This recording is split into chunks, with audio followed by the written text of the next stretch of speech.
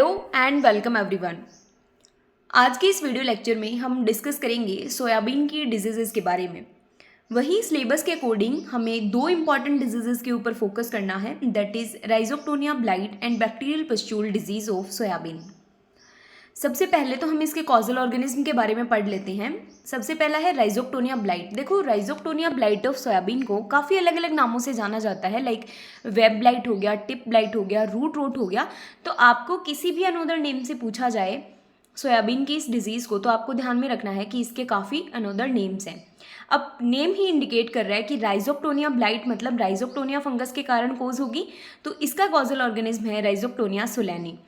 फिर next disease आती है bacterial pustule disease of soybean, जिसका भी नेम इंडिकेट कर रहा है कि ये बैक्टीरिया से होने वाले डिजीज है। इट मीन्स कि ये ज़ैंथोमोनास बैक्टीरिया से हो रही है, जिसका कॉजल ऑर्गेनिज्म है ज़ैंथोमोनास एक्सोनोपोडिस, और कहीं कहीं आपको ज़ैंथोमोनास फेजियोली दिखेगा।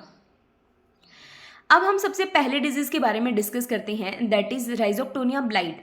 देखो, इसके सिम्टम्स जो हैं वो हम दो अलग अलग कैटेगरीज में डिवाइड कर सकते हैं, एक रूट की रोटिंग होना और एक टिप ब्लाइट होना। देखो, नाम वापस इंडिकेट कर रहा है कि ब्लाइटनिंग तो होगी, लेकिन किसकी? तो सोयाबीन के प्लांट्स की टिप जो है वो ब्लाइटेड जो सिम्टम्स है वो शो करेगी। अब राइजोक्टोनिया फंगस के बारे में हम क्या जानते हैं कि देखो, एक तो राइजोक्टोनिया जो है वो एक सोइल बॉर्न पैथोजन के रूप में जाना जाता है।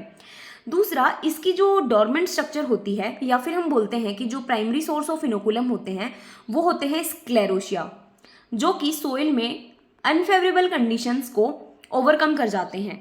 स्क्लेरोशिया क्या होते हैं? बेसिकली ये जो फंगस है, चाहे राइजोक्टोनिया की बात करें, इसमें भी जो स्क्लेरोशिया है वो देखने को मिलते हैं। इसके अलावा स्क्लेरोशियम जो फंगस है, स्क्लेरोटीनियम जो फंगस है, इनमें भी स्क्लेरोशिया का फॉर्मेशन देखने को मिलता है। तो ये स्क्लेरोशिया होते क्या हैं? देखो, मस्टर्ड के सीड लाइक इस तरीके से जो राइजोक्टोनिया फंगस का माइसीलियम है वो कॉम्पैक्ट हो जाता है। कॉम्पैक्ट होकर एक मस्टर्ड सीड लाइक स्ट्रक्चर बना लेता है, जो शुरू में तो वाइट होती है, देन ब्राउन होती है, और लेटर स्टेजेस में ये ब्लैक कलर के हो जाते हैं। ये अनफेवरेबल कंडीशंस को बियर करने में कैपेबल होते हैं और नेक्स्ट सीजन में डिजीज कोज करते हैं। अब रूट रोटिंग की बात की जाए तो इनके ऊपर सिम्टम्स क्या होंगे कि स्क्लेरोशिया का प्रोडक्शन दिखाई देगा रूट के आसपास वाले एरिया पे। अफेक्टेड प्लांट जो है उसकी विल्टिंग हो जाएगी और वो डेड हो जाएगा। इसके राइजोक्टोनिया ब्लाइट के जो सिम्टम्स हैं वो पोड्स पर भी देखने को मिलते हैं कि पोड्स पार्शियली फिल्ड होंगे, और सीड्स के ऊपर भी इसका इन्फेक्शन देखने को मिलता है। नेक्स्ट आता है टिप ब्लाइट। इसी का सेकेंड सिम्टम है टिप ब्लाइट, यानी कि रेडिश ब्राउन स्पॉट्स लीव्स के ऊपर अपीयर्स होते हैं। उसके साथ ही ये स्प्रेड करने लग जाते हैं, स्टेम वाले पोर्शन पे भी दिखाई देते हैं, और लगभग इस डिजीज़ के इन्फेक्शन के लगभग 10 दिन के अंदर पूरा पौधा जो है वो मर जाता है। प्लांट्स में जो नंबर ऑफ पोड्स होते हैं वो बहुत ही कम होते हैं, और पर पोड के हिसाब से जो ग्रेन्स होते हैं वो भी कम बनते हैं। अब आती है इसकी एटियोलॉजी की बात। देखो, एटियोलॉजी का बेसिक सा मतलब होता है कि फंगस की बात कर रहे हैं, जो भी कॉजल एजेंट है उसकी बात करेंगे कि वो कैसा है, उसका नेचर कैसा है। तो राइजोक्टोनिया जो फंगस है बेसिकली वो सेप्टेट माइसीलियम वाली फंगस है, ये आप सभी को पता है।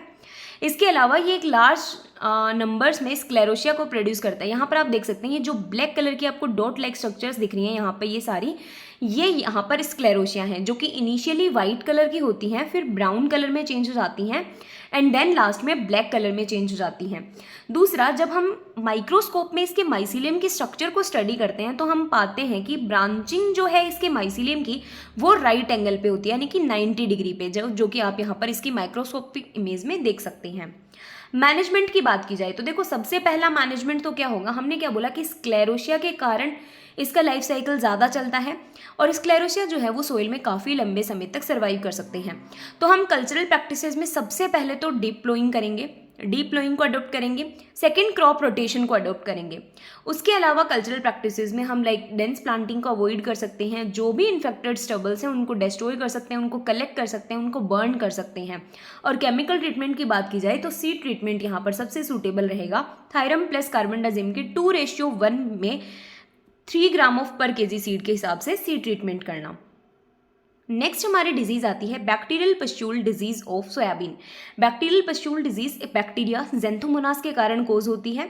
अब देखो, यहाँ पर अगर ये डिजीज ब्रॉड वे में पूछी जाती है तो हम इसको कैसे डिस्क्राइब कर सकते हैं।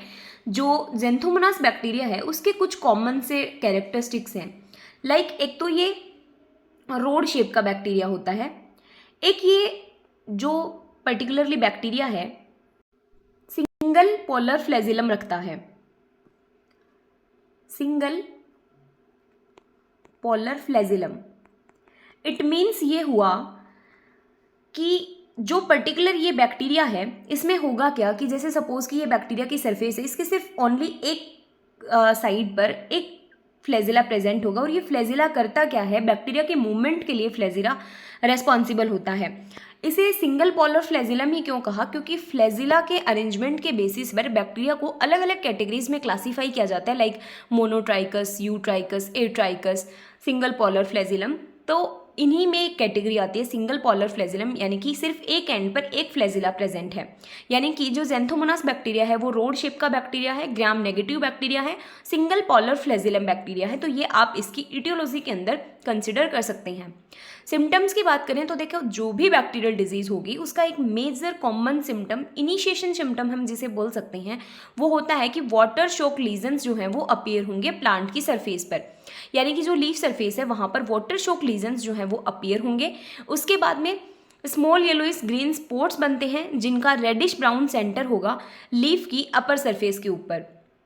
इसके अलावा हम बैक्टीरियल डिजीज़ के आइडेंटिफिकेशन के लिए कि इस पर्टिकुलर प्लांट में बैक्टीरिया का इन्फेक्शन है या नहीं, उसके लिए हम ऊज टेस्ट को यूज़ करते हैं।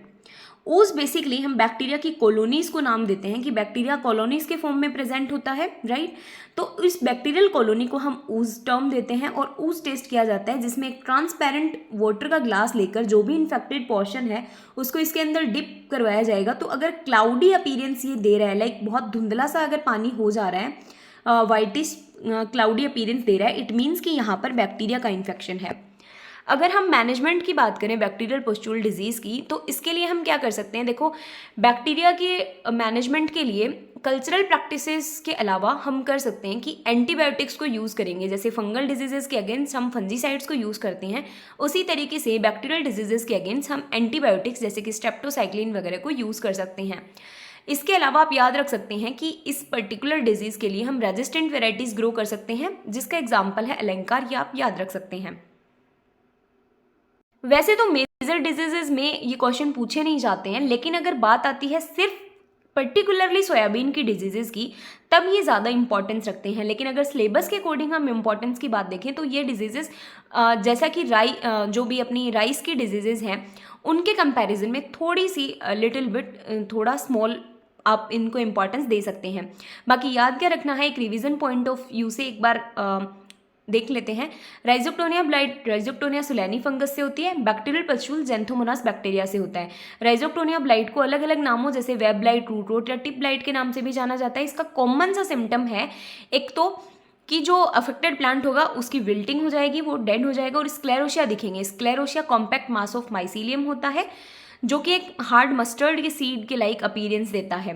अगर इसकी एटियोलॉजी में बात करें तो ब्रांचिंग जो होती है माइसीलियम की राइट एंगल पे होती है, यानी कि 90 डिग्री पे होती है। मैनेजमेंट के लिए हम सी ट्रीटमेंट कर सकते हैं थायरम प्लस कार्बेंडाजिम के साथ में। बैक्टीरियल पस्टूल की बात करें तो ज़ैंथोमोनास से होती है। ये रोड शेप बैक्टीरिया है, ग्राम नेगेटिव बैक्टीरिया है, सिंगल पोलर फ्लैजिलम बैक्टीरिया रखता है। सिम्टम्स की बात करें तो सबसे पहले वाटर शॉक लीजन्स अपीयर होंगे लीफ सरफेस पे, उसके बाद येलोइश ग्रीन कलर के स्पॉट्स बनेंगे, उनका रेडिश ब्राउन सेंटर होगा। और मैनेजमेंट के लिए एंटीबायोटिक्स को यूज़ कर सकते हैं लाइक स्ट्रेप्टोसाइक्लिन वगैरह को, रेजिस्टेंट वेराइटीज़ को ग्रो कर सकते हैं लाइक अलंकार।